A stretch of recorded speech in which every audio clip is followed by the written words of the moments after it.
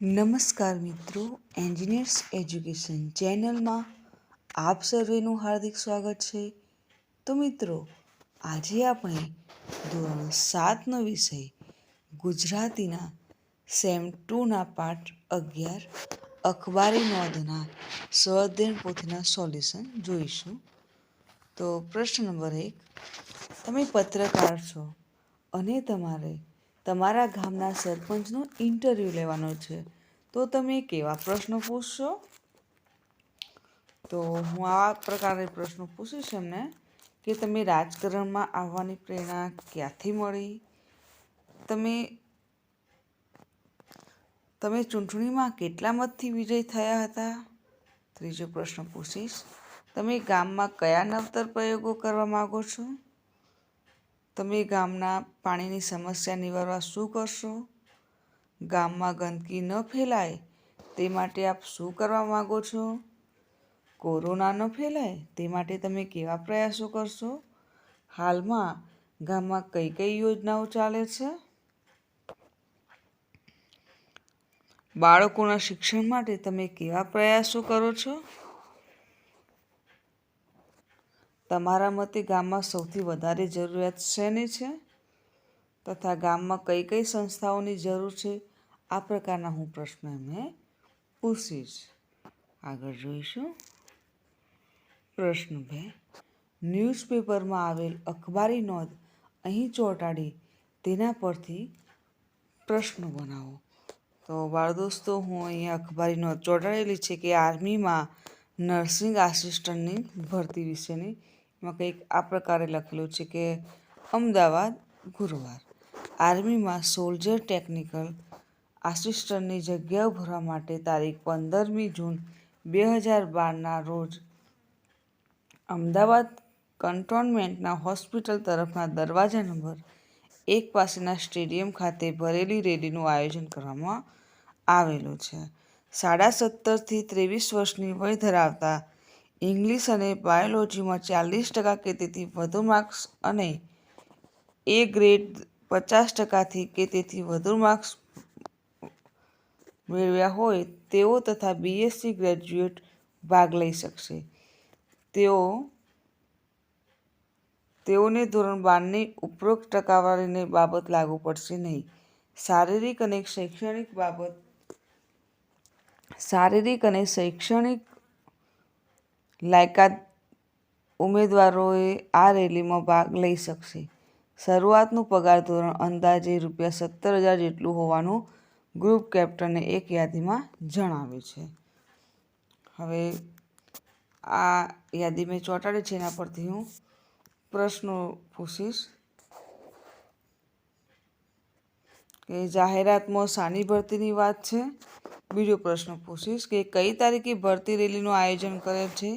ત્રીજો પ્રશ્ન, ભરતી માટેની શૈક્ષણિક લાયકાત શું છે? પ્રશ્ન 4, કેટલા વર્ષની ઉંમર ધરાવતા ઉમેદવારો ભરતી રેલીમાં ભાગ લઈ શકશે? અને પાંચમો પ્રશ્ન પૂછીશ કે પસંદ થયેલા ઉમેદવારોને કેટલું પગાર ધોરણ મળશે? આ પ્રકારે પ્રશ્નો પૂછી શકીશું. પ્રશ્ન 3 જોઈએ. તમારી બહેને બોર્ડની પરીક્ષામાં પ્રથમ નંબર મેળવ્યો છે, તે માટેની અખબારી નોંધ તૈયાર કરો. તો હું અખબારી નોંધ તૈયાર કરીશ. એમાં લખીશ કે સરસ્વતી વિદ્યાલયનું ગૌરવ. ચાલુ વર્ષે લેવાયેલ ધોરણ 10 બોર્ડની પરીક્ષામાં 95.88% સાથે પ્રથમ નંબર લાવી ઉર્વીબેન પ્રજાપતિએ શાળા, પરિવાર, ગામ અને સમાજનું ગૌરવ વધારેલ છે. તે માટે શાળા, પરિવાર, સમસ્ત ગ્રામજનોએ ઉર્વીબેન પ્રજાપતિને ખૂબ ખૂબ અભિનંદન પાઠવ્યા છે. આ રીતે અખબારી નોંધો ચોંટાડીશ. આગળ જોઈશું. પ્રશ્ન નંબર 4, નીચેની અખબારી નોંધના આધારે પ્રશ્નોના જવાબ આપો. તો જો અહીંયા અખબારી નોંધ આપેલી છે. આદર્શ ફાઉન્ડેશન આયોજિત ચોથો ઇનામ વિતરણ તથા સ્નેહ મિલન સમારોહ. ધોરણ 10 અને 12ના 70%થી વધુ ગુણ પ્રાપ્ત કરનાર તેજસ્વી તારલાઓનું સન્માન. સ્થળ છે આદર્શવાડી, અક્ષત એપાર્ટમેન્ટ પાછળ, નરોડા, અમદાવાદ 382330. સમય સાંજે 4 કલાકે. નોંધ: સ્વરૂચિ ભોજન સાથે લઈશું. તાક એટલે કે તાજા ઉમેરેલું એમ. તો ઇનામ મેળવનારે પોતાની આખરી માર્કશીટ આપવાની રહેશે. હવે આને આધારે અહીંયા પ્રશ્નો પૂછેલા છે. તો પ્રથમ પ્રશ્ન છે કે ચોથા ઇનામ વિતરણ સમારોહનું આયોજન કોણે કર્યું? તો ચોથા ઇનામ વિતરણ સમારોહનું આયોજન આદર્શ ફાઉન્ડેશને કર્યું. પ્રશ્ન 2 છે ઇનામ વિતરણ કાર્યક્રમમાં કોને ઇનામ મળશે? ઉત્તર: ઇનામ વિતરણ કાર્યક્રમમાં ઇનામ ધોરણ 10 અને 12ના 70%થી વધુ પરિણામ પ્રાપ્ત કરનાર તેજસ્વી તારલાઓને મળશે. પ્રશ્ન 4 મહેશને ઇનામ વિતરણ કાર્યક્રમમાં ક્યાં જવું પડશે? તો મહેશને ઇનામ વિતરણ કાર્યક્રમમાં જવા માટે આદર્શવાડી અક્ષત એપાર્ટમેન્ટ પાછળ નરોડા, અમદાવાદ જવું પડશે. 4 તાક એટલે શું? ઉત્તર: લખાણ પૂરું થઈ ગયા પછી ઉમેરવાનું યાદ આવતા ચાલુ કલમે કરાતું લખાણ એટલે કે તાજા કલમ. પ્રશ્ન 5 મહેશે ઇનામ મેળવવા શું આપવું પડશે?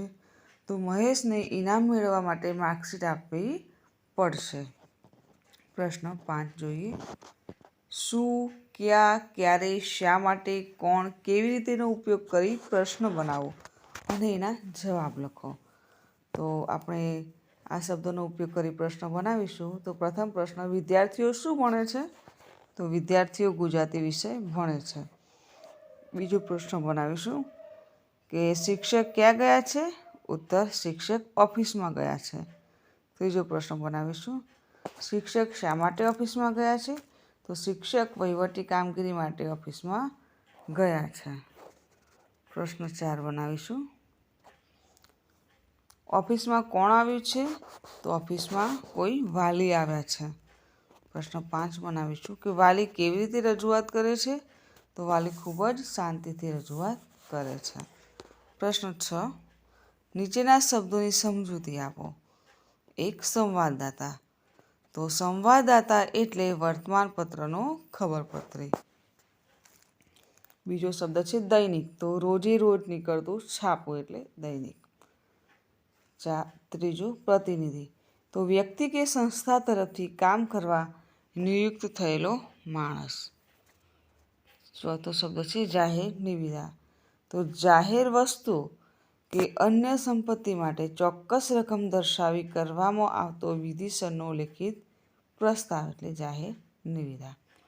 પ્રશ્ન 7 શાળામાં ઉજવાયેલ પુસ્તક દિનની ઉજવણીનો પ્રેસ નોટ એટલે કે અખબારી નોટ તૈયાર કરો અને શીર્ષક આપો. તો અહીંયા છે વાલિંડા પ્રાથમિક શાળામાં પુસ્તક દિનની ઉજવણી કરવામાં આવી, જેમાં ધોરણ 6 થી 8ના વિદ્યાર્થીઓએ ભાગ લીધો હતો. સૌપ્રથમ ધોરણ 8ના વિદ્યાર્થીઓએ વાંચેલા પુસ્તકોની સમીક્ષા કરી હતી. ત્યારબાદ ધોરણ 6 થી 8ના વિદ્યાર્થીઓએ શાળા પુસ્તકાલયની મુલાકાત લઈ પુસ્તકાલયોના પુસ્તકોનું વર્ગીકરણ કર્યું, જેમાં નવલિકા, આત્મકથા, વાર્તા, બાળ વાર્તાનો સમાવેશ કર્યો હતો. શિક્ષકોએ આ પુસ્તક દિન નિમિત્તે પ્રાસંગિક ઉદ્બોધન કર્યું. પુસ્તક દિન નિમિત્તે યોજાયેલ સંપૂર્ણ કાર્યક્રમનું સંચાલન ધોરણ 8ના વિદ્યાર્થીઓએ કર્યું હતું.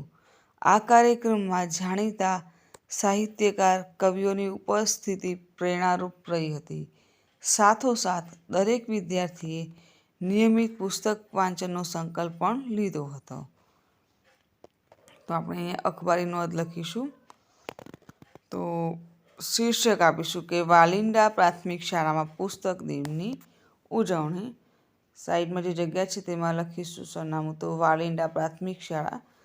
તારીખ લખીશું 25/1/2023. પછી પ્રતિ કોને ઉદ્દેશીને લખવાનું છે? તો પ્રતિ માનનીય મંત્રી શ્રી, ગુર્જર ભૂમિ સમાચાર પત્ર, અમદાવાદ. અહીંયા જગ્યા છે તેમાં લખીશું આપણે વાલિંડા પ્રાથમિક શાળામાં પુસ્તક દિનની ઉજવણી કરવામાં આવી, જેમાં ધોરણ 6 થી 8ના વિદ્યાર્થીઓએ ભાગ લીધો હતો. સૌપ્રથમ ધોરણ 8ના વિદ્યાર્થીઓએ વાંચેલા પુસ્તકની સમીક્ષા કરી હતી. ત્યારબાદ ધોરણ 6 થી 8ના વિદ્યાર્થીઓએ શાળા પુસ્તકાલયની મુલાકાત લઈ પુસ્તકાલયના પુસ્તકોનું વર્ગીકરણ કર્યું, જેમાં તેમણે નવલિકા, આત્મકથા, વાર્તા, બાળવાર્તાનો સમાવેશ થયો હતો. શિક્ષકોએ આ પુસ્તક દિન નિમિત્તે પ્રાસંગિક ઉદ્બોધન કર્યું.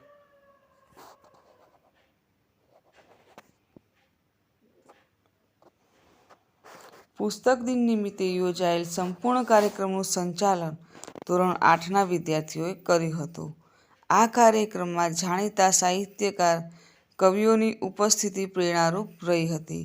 સાથોસાથ દરેક વિદ્યાર્થીઓએ નિયમિત પુસ્તક વાંચવાનો સંકલ્પ પણ લીધો હતો.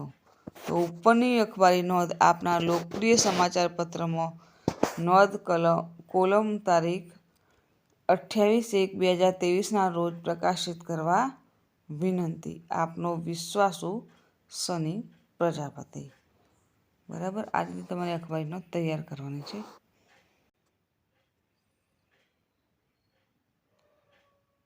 તો દોસ્તો, જો તમને મારો આ વિડીયો ગમ્યો હોય તો વિડીયોને લાઈક કરો, શેર કરો અને મારી ચેનલ એન્જિનિયર્સ એજ્યુકેશનમાં જો આપ નવા હો તો મારી ચેનલને સબસ્ક્રાઈબ કરો અને જોતા રહો એન્જિનિયર્સ એજ્યુકેશન ચેનલના નવા વિડીયો.